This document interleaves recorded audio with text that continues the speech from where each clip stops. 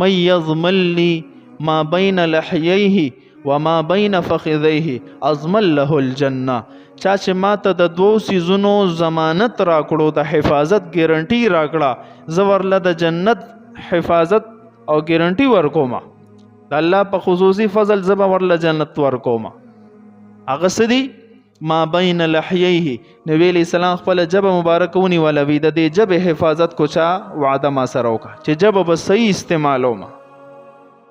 وما بین فخذیه، او د شرمګاه د صحیح استعمالولو وعده را سره وکړه، نو زه ولله د جنت ذمہدار جوړېږم. دا دوه سیزونه خطرناک دي، جبه، شرمګاه. د لاس په وجم ګناه کېږي، د سترګو په وجم کېږي، د خپو په وجم کېږي، د غوږونو په وجم کېږي.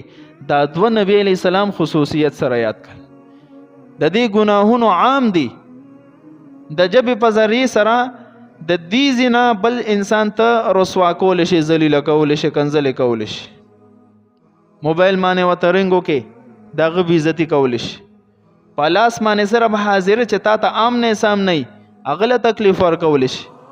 خو د جبې په ذریعې سره چې کم غایبین د هغوی لم تکلیف ورکول شي. د جبې ضرر زیات دی د نورو په نسبت. ځکه نبی علیہ السلام وفرمایي دا دوه سیزونه ګارنټي ماله سوره کې زه ولله د جنت ضمانت ورکړم. نو چې خصوصي طور سره په دې جبه په شرمګاه باندې زمونږ نظر چې دا غلط استعمال نشي.